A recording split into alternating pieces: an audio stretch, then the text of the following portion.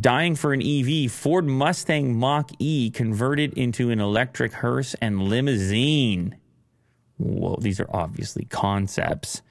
I like the hearse better. Look at the glass panels over there. I could get a lot of cargo in there. This reminds me of the Pope Mobile. A little bit, but that one's for dead bodies, Will. Yeah, this one. A hearse. Well, why they have it like open glass then? That's what I'm saying. It's like for a public type of funeral where you're driving, you can see the casket or something. I don't know, or maybe it's tinted. I don't know. Not an expert in that territory. The new ceremonial range. Wow, they're really going to do it. Coleman Mill, the UK's leading hearse and limousine manufacturer, recently unveiled a new ceremonial range based on Ford's Mustang Mach-E platform, including a limousine and hearse.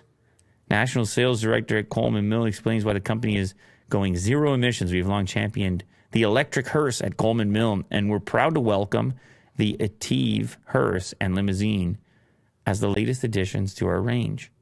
Wow, let me see some more images here. This is a real thing. Holy stop it. It looks way too sporty. No? It's very cool. Is that too sporty for a funeral? No. I don't know, man. I don't know.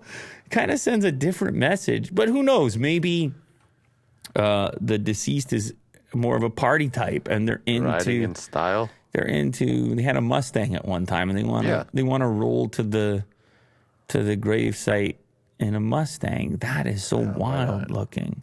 It's kind of like a car, truck, SUV, all in one, and it's so confusing to the mind. Did they have a picture of the limo? No, not a big picture of the limo. Very interesting. You always wonder about this. I get, obviously there's companies that specialize in taking everyday vehicles from major manufacturers and making limos and hearses out of them. Mm-hmm. You just don't think about it very often. They're normally like Cadillacs and things like that. That I've seen.